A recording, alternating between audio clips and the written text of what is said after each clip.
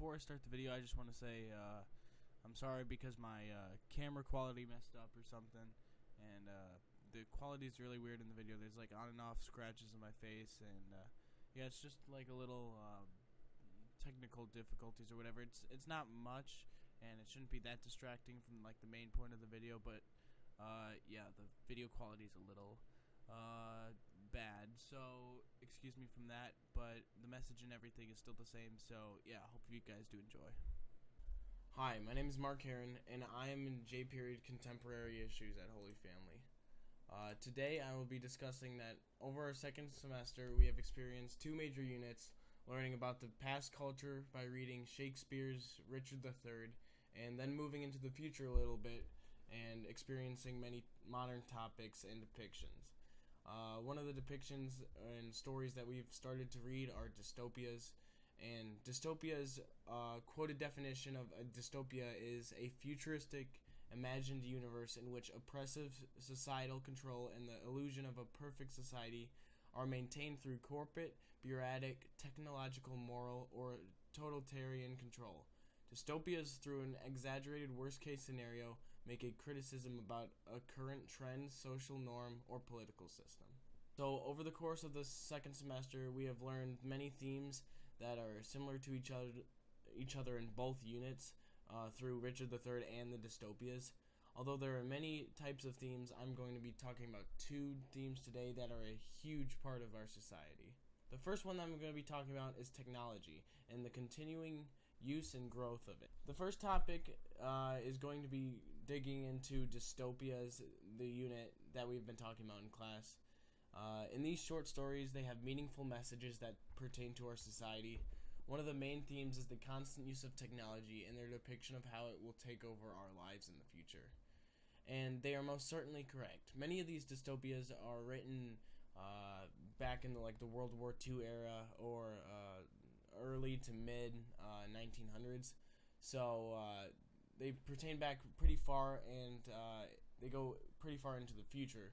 So diving into one of the examples of this dystopias that we read is There Will Come Soft Rains, and it's about a house that always does work for the family that lives there, whether it be through cooking food, cleaning the house, talking, reading books, setting up furniture, tables, chairs, you name it. It's the whole house is self-made and self-doing to help out the family that's there.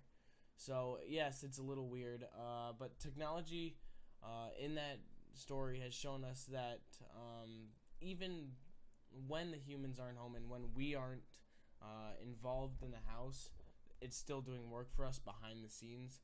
So one of the examples that we've learned and ties to more modern type theme is a movie pertaining to iRobot and the creation of robots. So Telegraph cited, and many scientists believe that the middle-class professionals will be outsourced by robots within the next 30 years of the workforce. That is over 123 million U.S. citizens that are going to be taken over by robots in their jobs. So the problem with this is that in our society, we let technology take over our lives too much, whether it be like little things like our phones that we use, or the constant need to always be checking our phones or using technology for something. We're letting that take over our lives, where we have such vast technology in our hands, and yet we use it for not meaningful purposes, and we just let it control us. So we need to learn how to control and moderate. So the problem with that is that my opinion on it is valid, and I agree with the point that technology should not be taking over our lives. It's a very helpful tool, and it is fun sometimes, but there's a line that has to be drawn where it's a little uncanny to let it constantly take over your lives. And I use technology all the time, but it doesn't mean I completely let it control my life.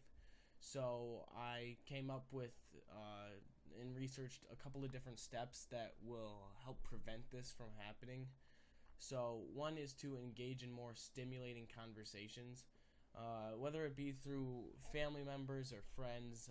I think engaging in conversations that involve thought and like meaningful like text and talk, I think would help. Reach out and touch, so find a relationship with somebody, so bond with them.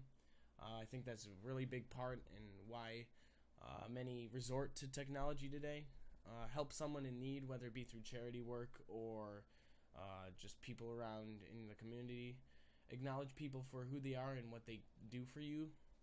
So again, family, community, whatever it may be, acknowledge the people that are trying there and helping you the most in succeeding, whether or not you're fighting an addiction of technology or something like that. Show emotions. You can't constantly just block yourself off from the real world. You need to show emotion.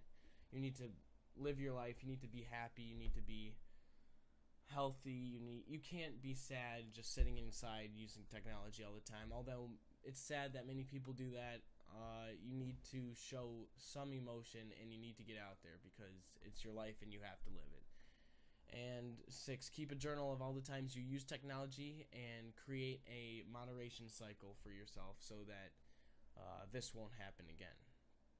So in these ways, we'll not end up like many of the stories in which we are the regular citizens pictured and we're trapped in the society and the dystopia, being constantly controlled by either technology or the government and their propagandas to control us with technology.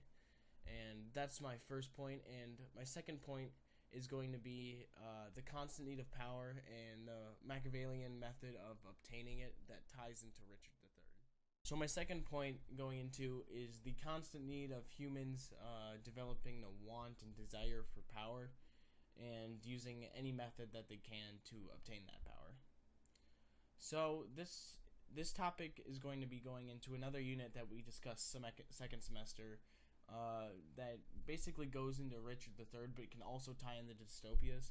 This topic, the constant need of power, is a really interesting one.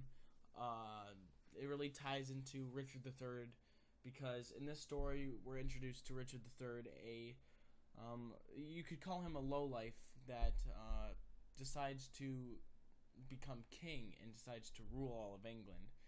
And he does this by killing all of his friends and family that he believes that would get in his way. So that is an extreme example of somebody who is power craving or power hungry or whatever. You rarely see that today because people can't obtain that power so easily. But back in the day, it was easier, especially for Richard. So throughout the story, he deceives people. He deceives his own, his friends. He deceives his enemy. He kills his enemies, kills his friends. He does all he can to obtain power. And then when he obtains power, he loses it when he dies, and he makes bad decisions. So this ties into some of the projects that we did where we compared Richard III to leaders today. This goes into tying to our modernization of Richard III, which we reversed roles and made Richard III Donald Trump and his need for power, but also combined characteristics from Richard and Donald Trump that coexisted with each other, like discrimination of race or mentioning anything, whether it be just to receive power. It also ties into being a good leader and our presentation on that, where we compared and contrasted Vladimir Putin and Richard III and explained good qualities and bad qualities of an overall leader and how they depict it and don't depict it.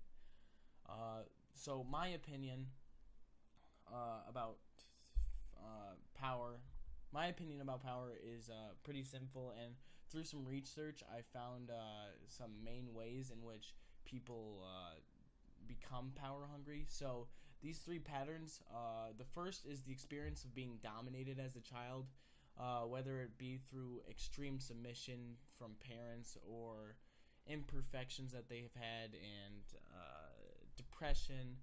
That need for power has been a number one outsourced to them so they can further show people or avenge their domination as a child, so they could become more powerful.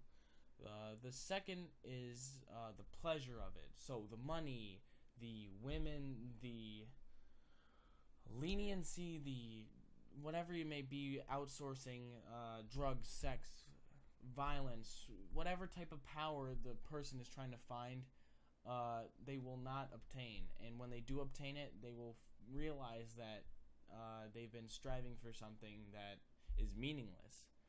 Many celebrities today have said things like, I've always wanted this constant need of power, I've always strived for this need of power, and then when I found it, nothing meant anything. But then when I took a step back and realized what people were there for me, what people actually matter, what things matter in my life, that's when they realized that that power and that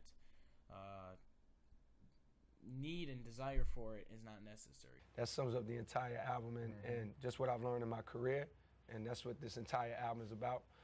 That when you're young, or when I was young, I thought that success was all I needed. That's what was going to bring the happiness. Buying my mom a house, being the fame, the accolades, having people say, yo, you are the best in the game. I thought those would be the things that would bring happiness. And then when those things came, the happiness wasn't there. And I realized why that was. There was such an attempt to achieve these things and to keep going that you lose sight of the people and the blessings that you have around you. You're so focused on the next success, the next step in your career, the next check, whatever it is, and you forget the fact that you have these things that seem small if you're looking that way. But if you look this way, you realize they're the only thing that matters, and that's your mother, that's your family, that's love. Third one is icons to them, where they looked up to somebody who is powerful and they have to follow in the footsteps. And obviously that's self-explanatory, and many sons and daughters of people, offspring, tried to go down that route, and some succeed and some don't. So my total opinion on it is I believe that humans have both the power to do greatness and the limit that they can do. So obviously, if you are born powerful, you have more power than others.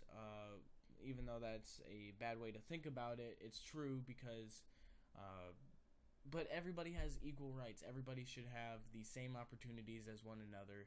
Everybody has the same goals and pursuits as one another. Even though some may differ, we're all striving for greatness, and that's probably my number one point to make message through this video, is to always strive for power.